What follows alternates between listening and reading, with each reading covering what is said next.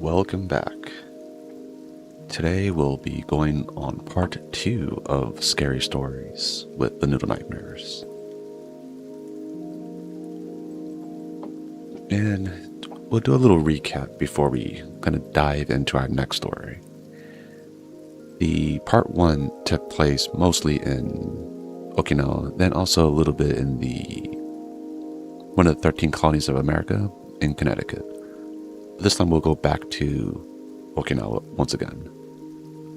And speaking of the part 1, there's a few things that we talked about during that time, which was something along the lines of how a lot of the bases in Okinawa, now a lot of things happened around the bases. So when you first go there, if you get stationed there, part of the military, you'll probably hear stories about like, oh yeah, these are the kind of things that may go on, that you may see. So with that, like, or I know a lot of people think, oh, the military, they're not superstitious. In the contrary, they quite are. And for a lot of people who first move over there for their duty station, you'll get a little brief about like, oh, some of the scary things that are happening over there.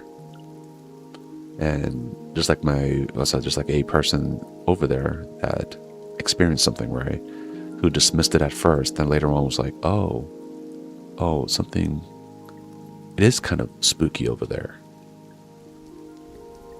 Just like that, there's a lot of stories like that. And for our part 2 of the series of Scary Stories in Okinawa, we'll move on to a very famous one. Because last time I went over a story that was kind of like just like a story that was kind of like a recent one, right? This one would be more or less a famous one in Okinawa.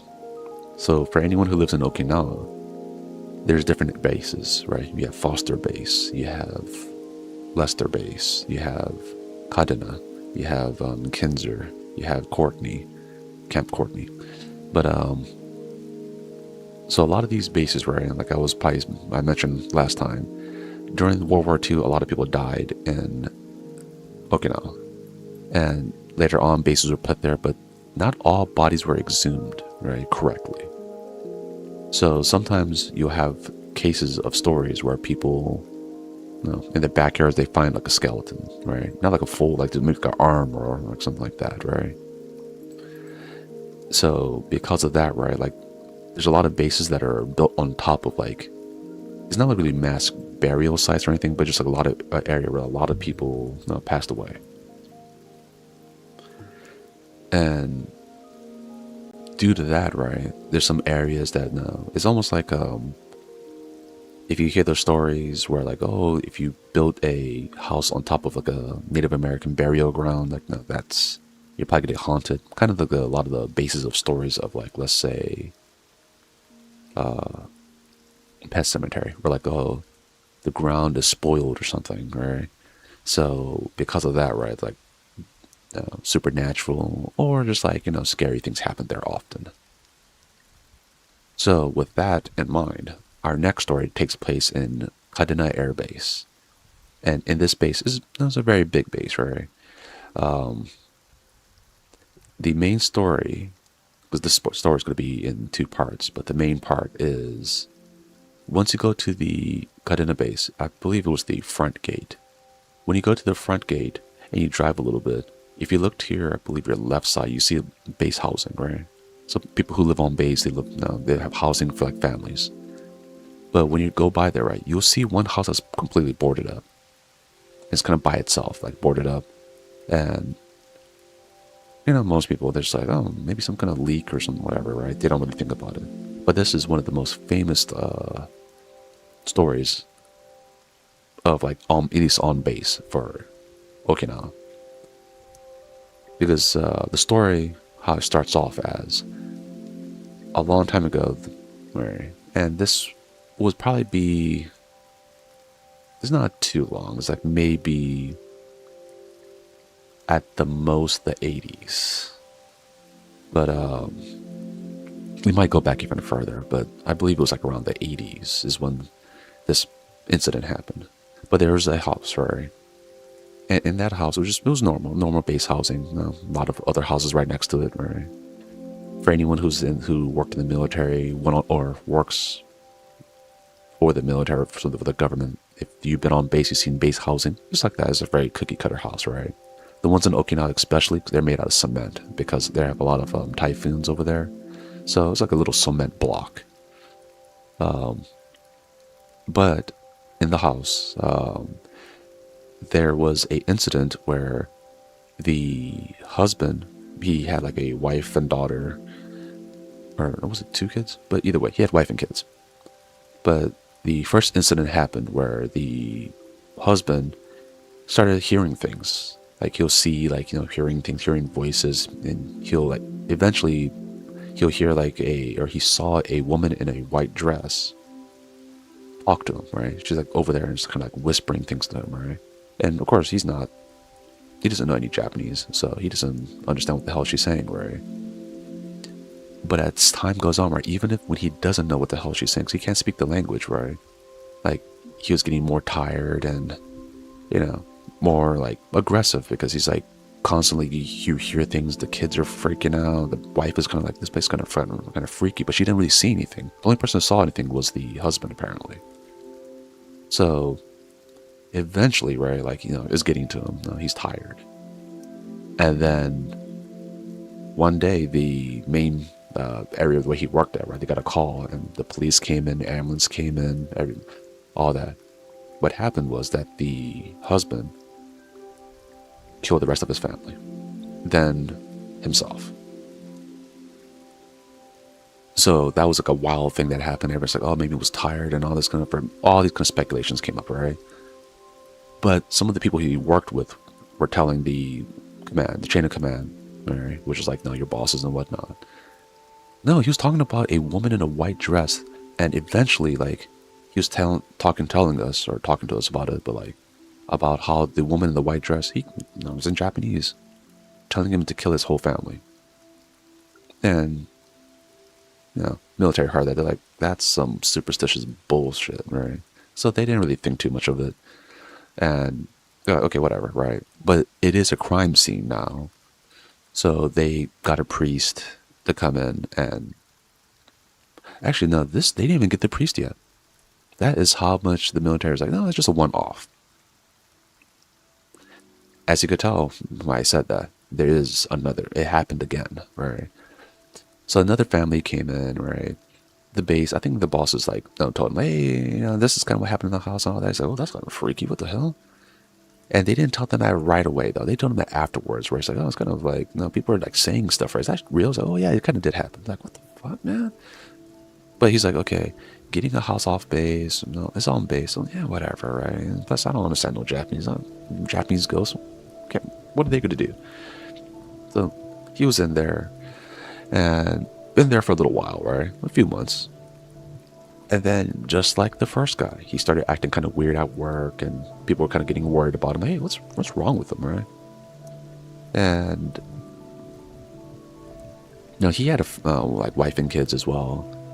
And then he started getting weird too. He looks sleep deprived, and he started like talking the same thing, like, hey, like, I'm not sure, but I saw like a lady in a white dress, and they're like, oh, that's worrisome. But then most of the military, like, if you think of it, if your coworker came to you and told you that there's a woman in a white dress telling him to kill his family, wouldn't you say, like, as a boss, like, oh, you're either trying to get out of work or something, right? And remember, this is like the 80s, maybe early 90s at this point, right? I'll say it was like probably probably went from the 70s to the 80s, right? Because it's around that time, a lot of bosses are very like, yeah, we don't care, just do your work and whatever. And the thing is, the incident happened again.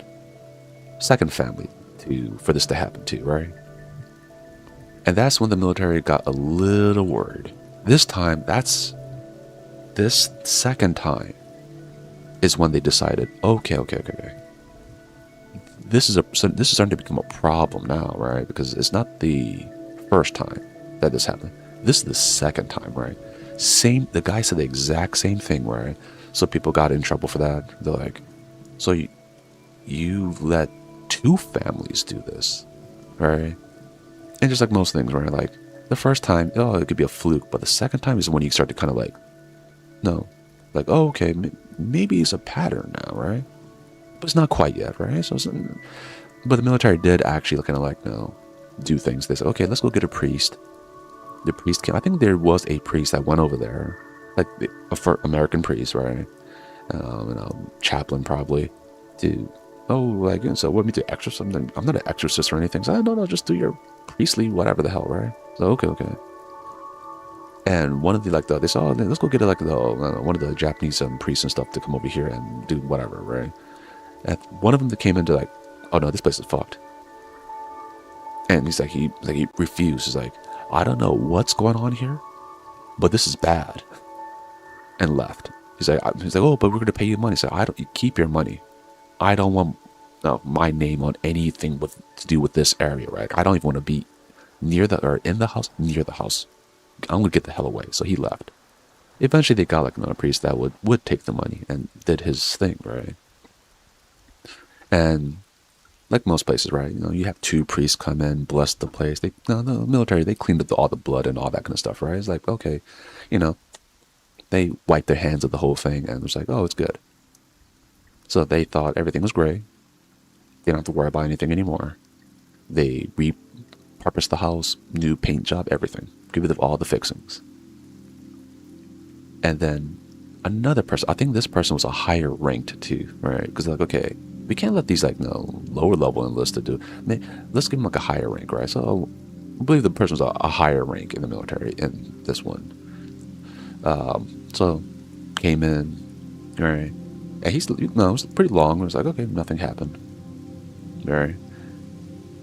And then it's like a few months, they were keeping an eye on it, right? Like the people who knew. And it's like, yeah, so if he says anything, just let us know. They're like, oh, so far nothing happened. They're like, okay, cool. But once again, it happened, right? He came into work, and it's like, he was very, ragged looking. He's like, sleep deprived. He's like, man, I think something's wrong with that house because, I hear, this one lady, talking to me, right? At first, I didn't know what the hell she was saying, but later on, she was telling me to, to harm my family. And that's when the military base, right, the commander of the base and everyone is like, oh, hell no. So they immediately got the people out. They boarded up the whole building, right, that little housing area, just this one house. They boarded it up and left it. They're like, you know what, we're not going to... At one point, I believe that there was a petition to kind of destroy it, but I think a priest came along and it's like, whatever it is, and if it's a thing, I wouldn't destroy it because whatever it is, maybe it's anchored to this area or that house specifically because it doesn't go outside. No other neighbors or anything around it had this experience. It's isolated to that house. Getting rid of the house, what happened if you just unleashed it? And usually this would be kind of a dumb idea, right? You're unleashing a supernatural thing outside, right? Most people would be like, oh, if it was let's say in the States, right? Somewhere in I don't know, Iowa somewhere, right? Next to some corporate buildings, they're not going to care. They're going to just destroy the building, right? This is base, and they had already had room and all that, right? But the base people, the commander, all of them, they're like, let's not risk it. Let's just bore the base up, or that one building up. It'll be fine. And they did, right? So if you go to Kaidan Air Base, and you go through the front gate, and that front gate, I will tell you this: there's not it might be different now, but before, if you walked at night, there was no lamppost. There is a lamppost close to where this house is at. This will come in. This will come in later on in the next part of the story of this, part 2 of this story. But So the military eventually, like, they boarded up the place. They're like, okay, we don't want to lose another family, because if we lost a third one, people are going to start like looking at us like, you essentially sacrificed two of them, because the first time you probably didn't know. You definitely knew with the second and third. So they boarded it up, left it alone for many years. By the time I got there, it was still boarded up. And eventually I heard the stories, because most people, we kids and stuff, we ask people around in the air base, and they tell us the whole thing. Like, oh, okay, that's what happened? Okay. I mean, so that happened. All, like, the kids knew. They don't, and generally don't mess with that place. Now going to part 2 of the story. All right. Part 2 takes place, same base, but what happened was, for Kaidan Air Base, there's of course the front gate. There's a few other side gates, but the other, like, the gate close to the back, close to the is called the USO gate. The USO gate is connected to this one area where, like, after you go out of the USO gate, there's like a little district, like a shopping district, and you could go to like a lot of shopping malls, food stalls, and all that kind of stuff, right? And they also had like little areas where, like, you could just buy, like, Gundams and all this other stuff, right? They used to even have a card, like a Magic the Gathering card shop over there, and you could get a lot of cards for very cheap. Probably out of business now, but either way, like, myself and a few friends, we went over there, right? We're like, okay, and I live pretty far away from this base, but we just all walked, because Okinawa was a very tropical place, so it was like, it was humid, but it doesn't really get too cold. So we're like, okay, we'll just walk. So we got there, we all walked to the shopping district and hung out until like the evening, right? And when I say evening, it was like 6, 7. Oh God. But disregard that part. But so we did that, and we came in with a group, like 8 people in, right? Like 8, probably 9 people.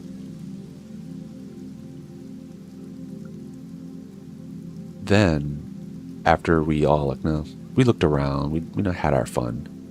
We we started hanging around like noon-ish.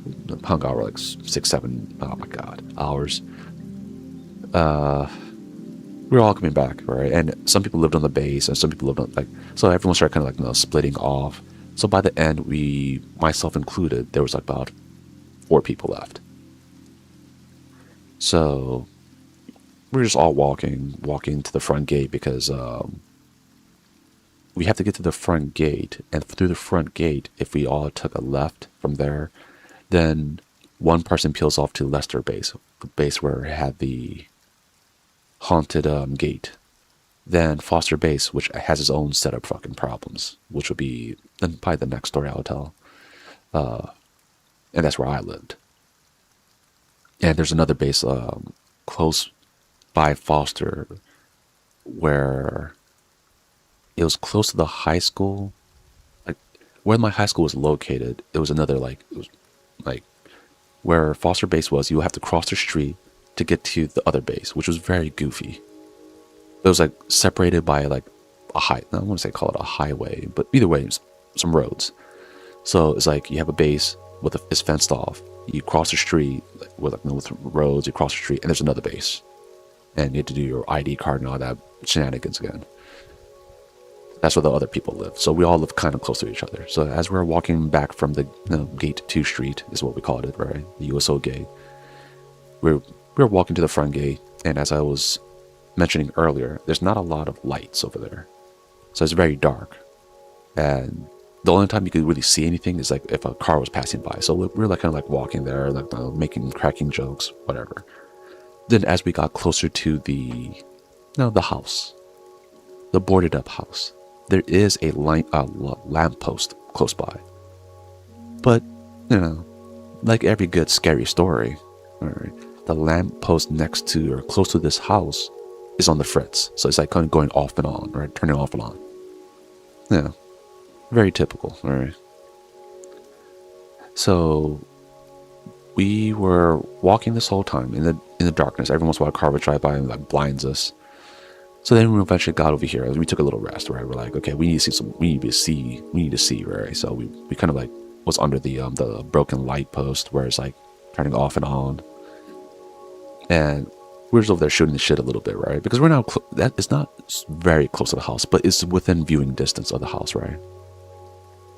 So we're just over there talking a little bit, like, oh yeah, and I did think one guy said, oh yeah, look at that house over there. That's the creepy house. I'm like, oh yeah. It's like, yo, you want to go over there? I'm like, hell no, I'm not risking it. And we're just talking and shooting this shit. And remind you, this not like, no, we weren't there for like 10 minutes. We're like maybe 5-6 minutes. But as we're talking, one of our friends, the one that lives on Vesta, right? He started to get, he's already a pale guy, but he got even more pale, right? I was like, hey man, what's going on? Right? He's like, hey, we went to the USO and all that stuff, right? With like 8 people, right? 8, that many, or I think maybe even 10 people. Right? Like, yeah. And all like, no, there's other part like we started saying names. Oh, this guy went off here and here and here and here, and all that. It's like, yeah. Look, I don't get your point, right? He's like, and we're the last of us are left that are like we live close to Lester and Foster. Yeah. How many of us were there? Like, what the hell you mean, how many? Like, it's like, 4 of us. He's like, yeah, 4, right? I'm like, yeah. He's like, wait a minute. Then I had to think too, right? I was like, was it 4? Yeah, I think it was 4. Because I think one person lived here, right? So as we're walking back, we had 5. Then one guy peeled off again. So there was like 4 of us at the end, right? We're like, yeah, there's like 4 of us. Right? Then, as he was saying this, his eyes started to widen, and then he stopped talking. And he was kind of like acting very nervous, right? I'm like, what the hell, right? He's like, there's 4 of us, right? And kept on, like, he said the same thing, right? I'm like, yeah, there's 4 of us. And remember, this area, like, under this light, right? Because the light is not that great in the first place. It's like kind of an orange hue to it. Even with this light, and it was hard to see everyone, right? Like, because, like, it'll be bright and dark like that, right? It essentially blinds you almost, where, like, even when the light's there, right? Like, okay, so there, when it turns off, like, because your eyes have to adjust to the light again, it's extra dark, right? So, like, trying to look at everyone and see, like, no, I'm like, okay, look, I'm not, you're acting goofy. So I pointed at each person, right? I'm like, okay, 1, 2, 3, 4, right? There's 4 people here, right? And the other guy started, joining in. I'm like, oh yeah, look at that, 1, 2, like, yeah, man, there's 4 people and all this kind of stuff. And then we started joking at this point. We're like, okay, like he was getting all nervous because we're next to the haunted place, right? So I was like, it's fine. And like as we're joking, right? It was like myself, the guy who said it, the Pell man, and then the other 2. But then one of the other guys were like, hey, like he was the one that was like initially just quick to start joking, right? Like, oh my god, he's like, oh, scared and stuff, right? Like, oh, he's a coward, all that. He's like, wait a minute. Yo, when you said 4 people, right? I was like, why the hell are you doing this? Like, are you doing the same thing he's doing? And I thought he was like, no, continuing the joke, right? Like, no, oh, he's scared of a 4. Like, I was like, why are you continuing the joke? Like, it's over. Like, it's over, right? It's like, you ran that joke into the ground. It's like, no. Like, what? Like, how many? Like, you counted 4, right? I'm like, yeah, I'll show you. I pointed at each person. 1, 2, 3, 4. Easy. Like, what, you guys don't know how to do, like, what, count? Maybe you need to go back to elementary school. Like, I was, being an asshole too, right? And that's when the third guy's like, wait a minute. Bro, I don't think you counted yourself. I'm like, what the hell do you mean? That I also paused for a second, like, you know what? Maybe I didn't count myself, like. And then I was like, okay, no, can't be, right? So this time I was like, okay, I'll point at each one. pointed at myself, one.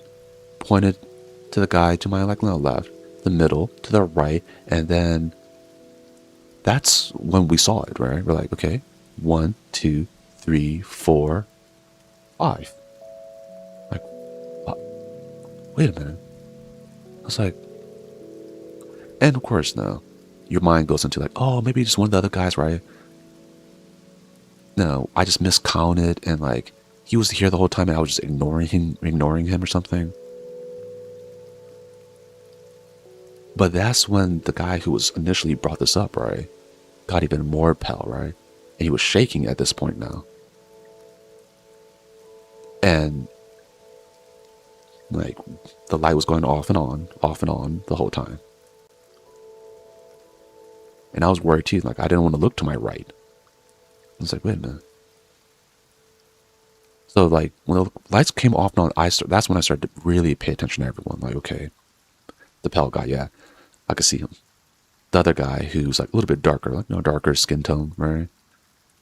I could see him. Like even my skin tone's kind of like darker too, right? I'm like okay, now I know it's me. I could see me, and the other guy we could see him. But the last shadow, right? The last one is almost like a silhouette the whole time. The lights came on, silhouette. Lights were off, silhouette there, right? You could kind of see it still, right? Like, what the fuck? And the lights, like, at that point, we're all silent. We're all like kind of like almost holding our breath. Lights going off and on, and we're just watching it. And I'm not sure who's first, right? But one of us booked it. Not looking back, just ran, right? And then of course, we all started running. Didn't look back. We kept on running until we got to the front gate with the gate guard and all that.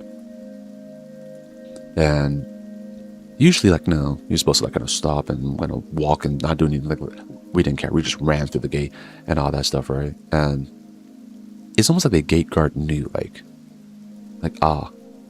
they probably encountered something, right? Because this is Okinawa.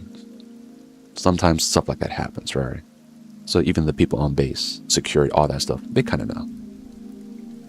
So we ran, and then I'm not sure when we finally stopped. But yeah, like when we stopped, right? We stopped in an area, of course, where it has actual, not blinking lights. And we counted like 1, 2, 3, 4, including myself. I'm pointing at myself first, like 1, 2, 3, 4, 4. Okay, 4. And then we all looked down. Everyone did it, right? And it's okay, 4. Like, okay, we how many people? 4. And from that day, like, we never got that close to that. Actually, it's not the fact that we got close to the place. At night, we don't get near that place, right? It's what happened. Because that place, because it was so long that since something happened, because it was boarded up, like ever since I was there, it was boarded up. So I'd never seen it not boarded up. And I can't for sure tell you if people live in any of the houses near it. But only one place is boarded up. And that was the story of Kaidan Air Base. And that is also one of the reasons why, like, to this day, I still, even just by like my memory of the place, I could like visualize like just walking, like how to get to that place. But okay, and now I think we'll do a little intermission story. The intermission story is going to be about Leicester Air Base. That's the one I was talking about before. First story took place around there at the Haunted Gate, where they could hear marching of soldiers sometimes, right, from World War II. That base is also, there's like it has the main hospital on it, right? The closest one to us. For whoever lives on Foster or any of the other bases, right? This is the closest base. But on that base, there's like old and new Leicester, right? Those like two kind of housing complexes. The old version, where it's like, I think it's because a lot of like buildings had asbestos and things like that in it, they kind of had to like close down those buildings and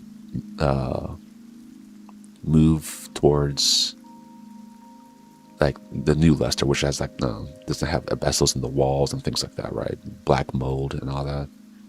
Did we used to go to Old Leicester because there's like a lot of abandoned, essentially, I wouldn't say abandoned, but buildings before it got torn down. Yes. We hung out over there. But I know Old Leicester has stories too, right? A famous one is like how there was like a building where someone took their own lives, like hung themselves. And in this building, where it's like, it's not that it's not just that, right? But sometimes you just hear something like, kind of like swaying and hitting the wall, and the story goes that the thing that they hear hitting the wall is the person as they're swaying and hitting it, right? But that building is the one that I actually do not know the location of, because most of the buildings, like in these stories, right, like I intimately know where they're located at. This one is like I just generally know is an Old Leicester, right? And the rumors of the time for us was that the reason why they kind of moved the like I was saying earlier, right? It was like the whole asbestos and stuff in the walls, black mold.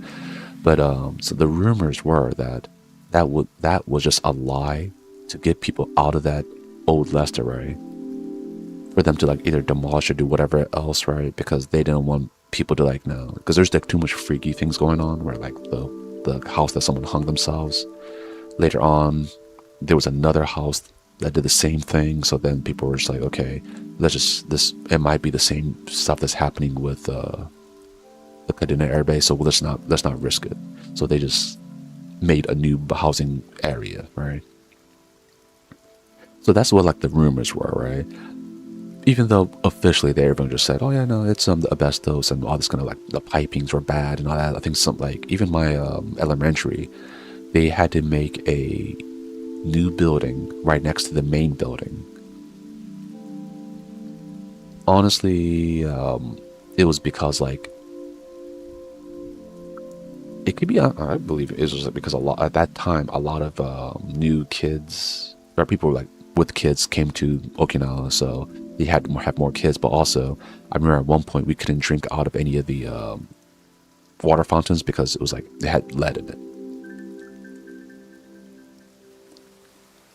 So that was the main thing of that. The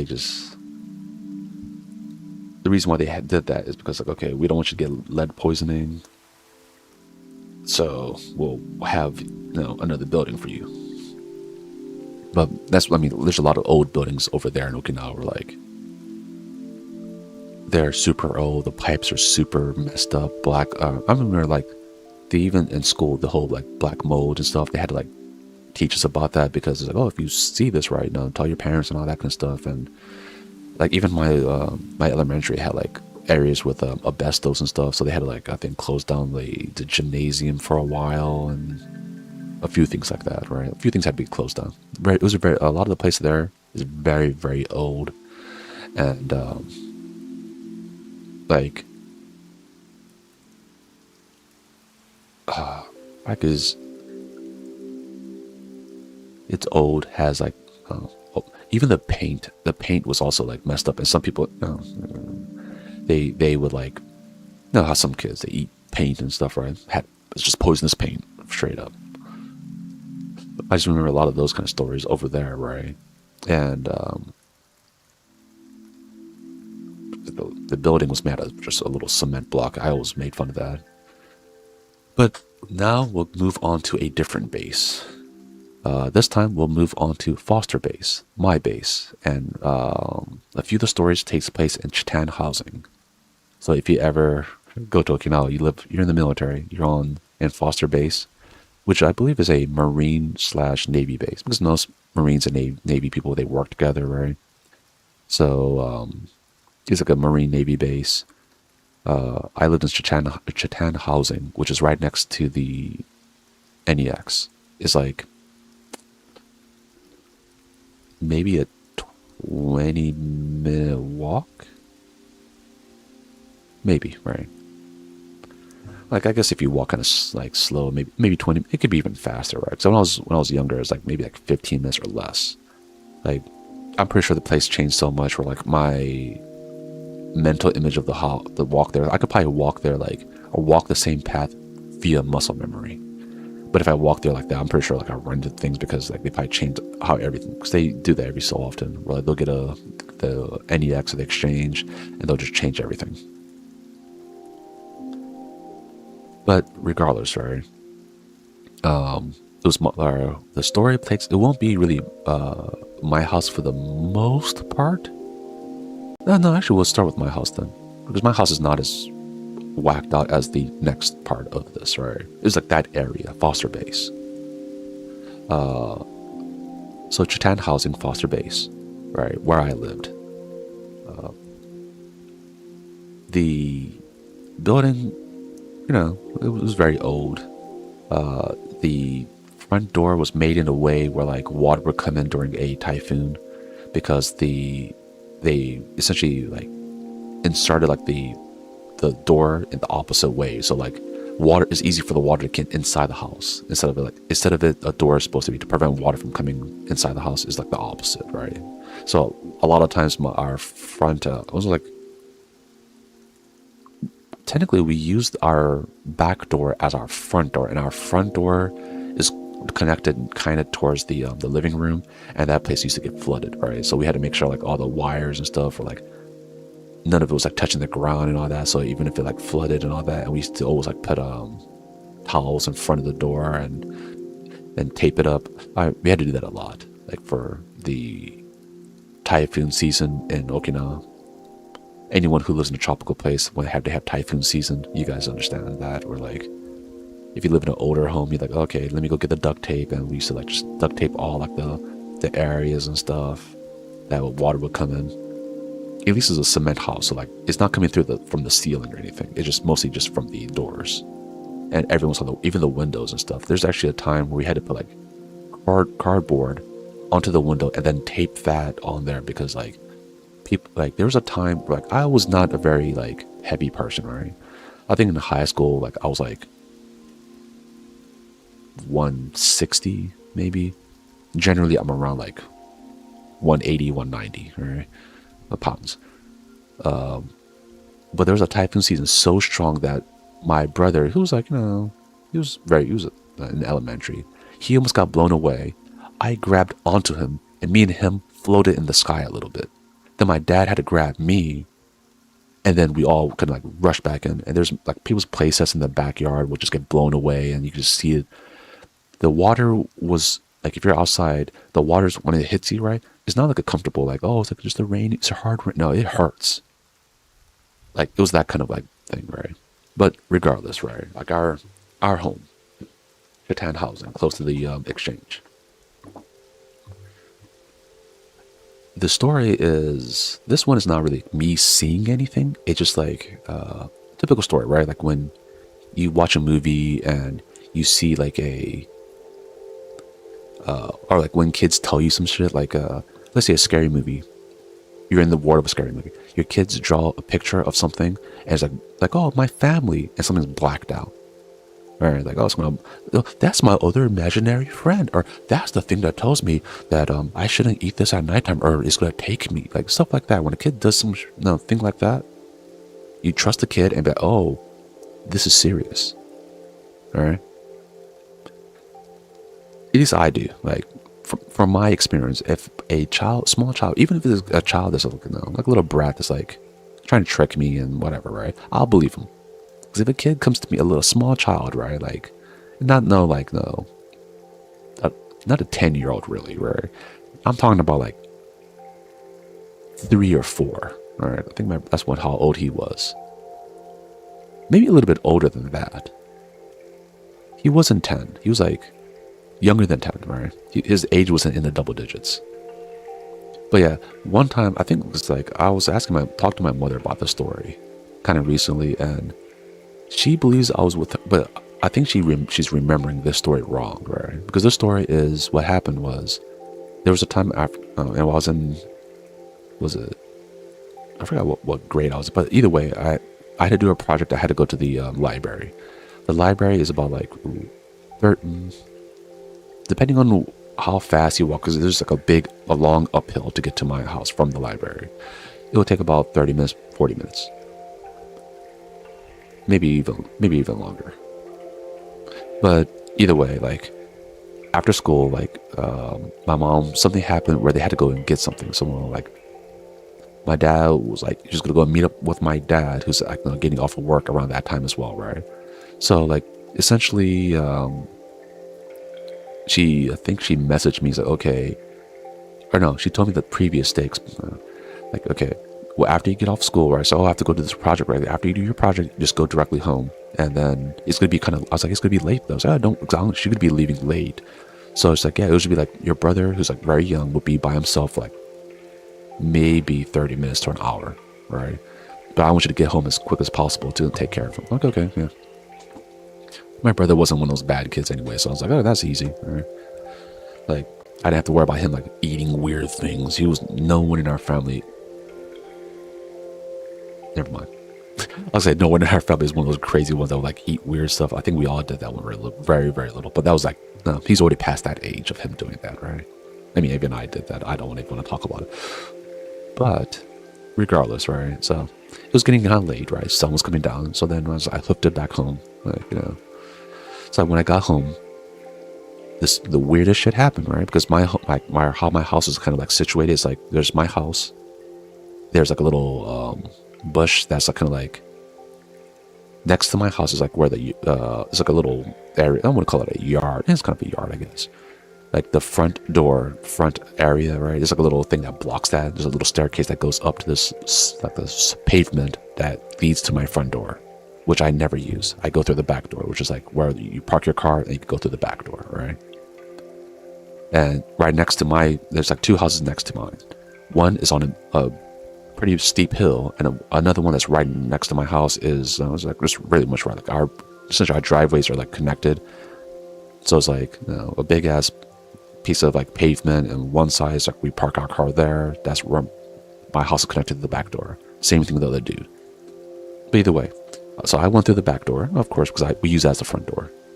And as I was going over there, I saw like, first I couldn't believe my eyes, right? I went out there because my brother was very sickly too. Like he was a sickly child. And so I went there and I just saw him sitting on the this little steps leading to the back door, right? He was out there. And I was like, what the hell? I was like, yo, like, are you okay? And at first I was a little worried. I'm like, oh, did my parents get into a fight and send him outside? But that never happens. That's bizarre. I mean, he's sickly too. That wouldn't make any sense. Right? I'm like, what the? And they should be gone, and they should be coming back in the next 30 minutes or so, right? So I couldn't figure it out at first. I was like, so, I asked him. Right? He was very small. Like, yo, why are you outside, buddy? And he looked at me dead in the eye, right? He's like, oh, because they told me to go outside. I'm like, who's they? And he looked at me with a blank expression where I was like, you don't know? Like, they told you to go outside. And then, I looked at from outside you could see the windows and stuff, right? And I was like, I looked inside, I was like, I don't know what the hell he saw or who the hell he's talking to. He's not on the phone. Like, I'm like, are about someone on the phone? Like, no.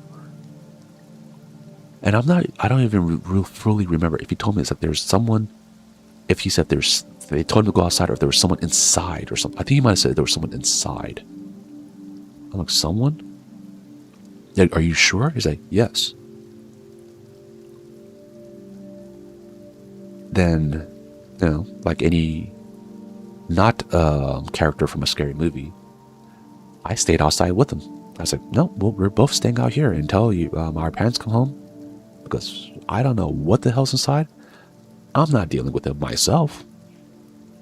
So we stayed there, and I remember my parents coming back, and they're like, I'm pulling the driver, like, why the hell are you two outside? And I told them the story, right? And my dad's like, wait a minute. There's someone inside? He's like, and he looked and was like, We went inside the house, and he was ready, because he was like that at this time, right? Like he was very well trained and stuff. He's in the military. He worked with the Marine, all that stuff, right? So she's like, no. It's like, okay, son, you look this way. You have my back, something like that. We all went in there. We checked every room, any kind of like closet or anything, right? Nothing there, right? And I think other families, right, like will get mad and say like, oh, why are you doing all that kind of stuff, right? Not my family, right? My dad, at the time, I didn't understand why, but he said nothing. He's like, oh, no, I didn't see anything. So I think whatever it was, maybe he saw something and it's gone now, so it's good, right? I'm like, oh, well, okay. And my mom too, where she's like, okay. And usually my mom will get mad, but this time she didn't, and she was like, okay. And until many, many years later on, when I could have brought up the story to my father, is then the reason why he was so calm came to light. This would be the next part. So my dad, who's in the military, right? Like he, I think at the time he was like a E6, I believe, and he's very like was well trained and all that stuff. Like he was super muscular. Okay? I mean, he's still pretty tough now, but I'm just saying like he was like just training every day and all that. And it's kind of funny because when he has his uniform on, he looks kind of like he's like scrawny. But when he like knows though, when you look at his arm, like, oh, never mind. Like even me, like people think I'm extra small and extra skinny. Like, but I'm like normally built, I guess. But either way, right? Like he's the type of person, like no, I think a lot of parents, and I think probably a lot of people who are like listening to this story too, right? They're like ghost stories and stuff. I don't believe it. Right? I'll believe it when I see it, kind of stuff. Right? That was him, right? We used to watch horror movies and stuff. Didn't bother him at all. So like he's that tough guy, right? Like if you say, hey dad, like something's scary in my room, he'll like okay, and he'll look through and he's like, no, there's nothing scary there. Like he didn't want to like he's not one of those guys that would like make fun of the kids or anything like that. He's like, oh no, it might be something, I don't know. But he's like, yeah, but personally, he's like, I never believed it, right? I was like, when people tell me those stories, like same thing, they told him the same thing when they went to Okinawa. It's like, oh, this scary story stuff. He's like, yeah, whatever. Like, okay, I just won't go near it. Like, I'm not testing it out. And like, very typical where he's like, it's like, I know, like, my dad's like, like as a black man, I'm not going to go out there. Like if something's scary, I'm not going to go and test it out. Like, I don't need to do that. So that's my dad, right? And this is this man where like that does not bother, scary stories doesn't bother him anything, right? He's like, yeah, I never encountered anything like that. And then as I got older, he's like, well, technically, I was like, what you mean technically, right? He's like, oh yeah, remember that story you told, right? Because I was asking him about the previous story, right? When my brother was just outside, and my mother as well, right? My mother thought I was with her when we came back and saw my brother outside. Like, no.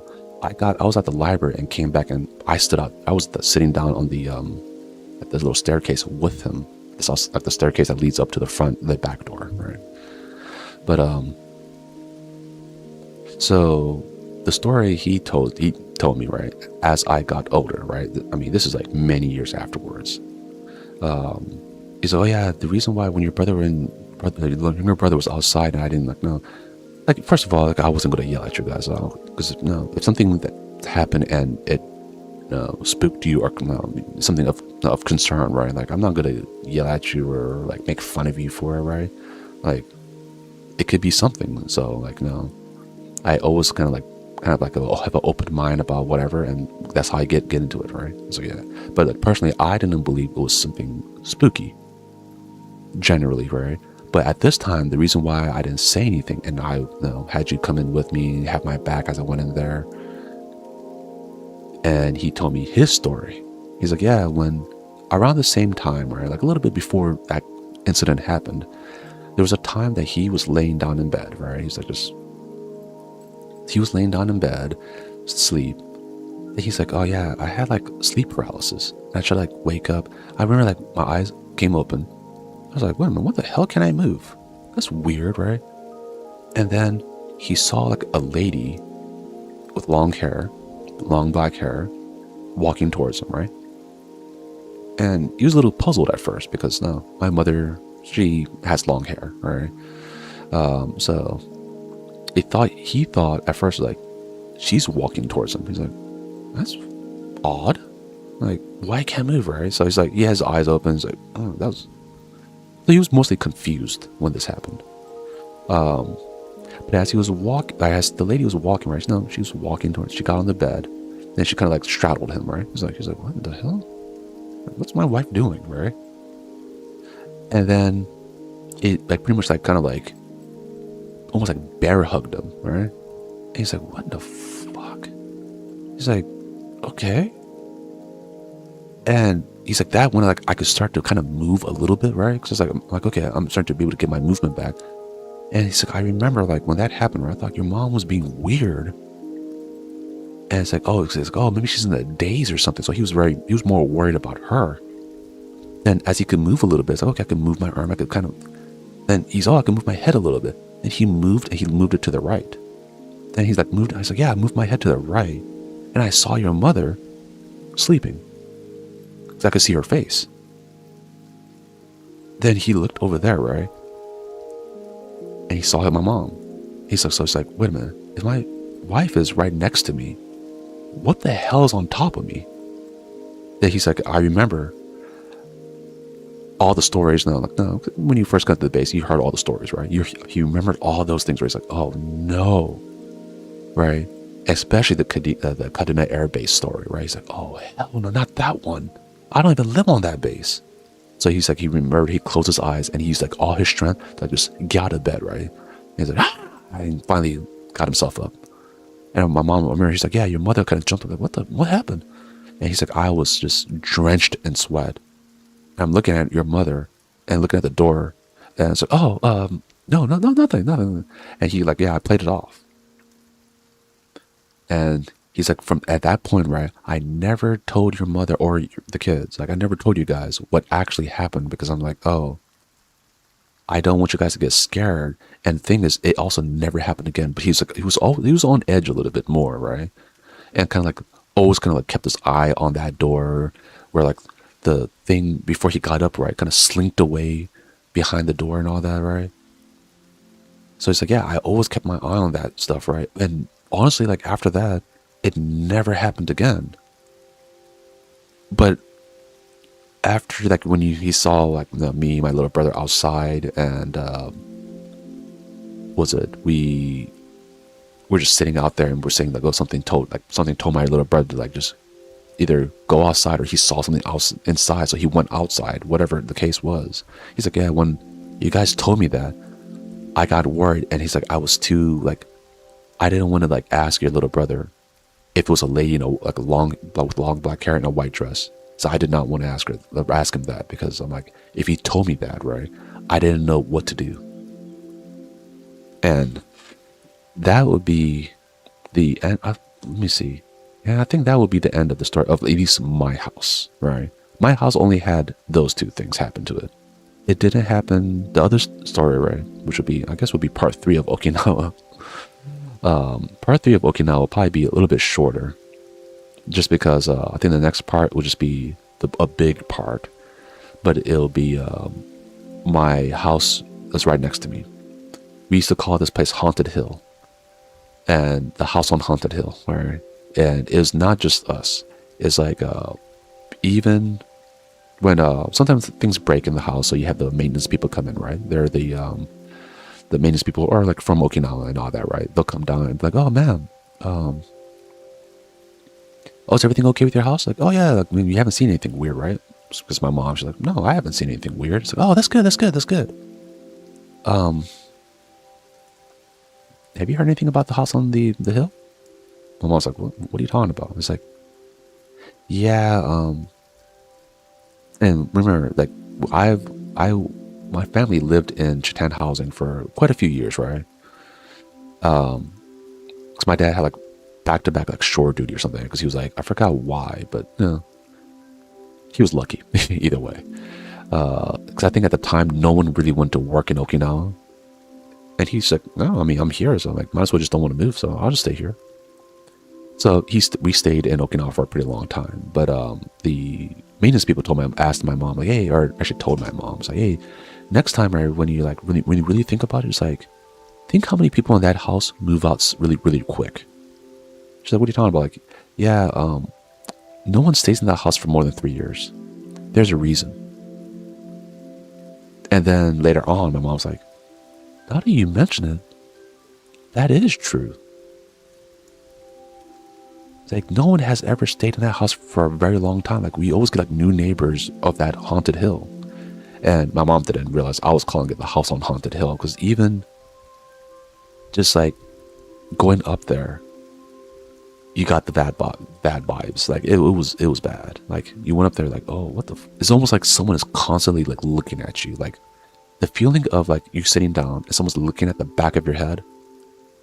Unfortunately, that whole feeling, that sensation will get even crazier in a further part where we move on to mainland Japan, where some of my stories they're gonna get even extra wild. Like compared to some of these stories of Okinawa, they're tame compared to the ones from mainland Japan.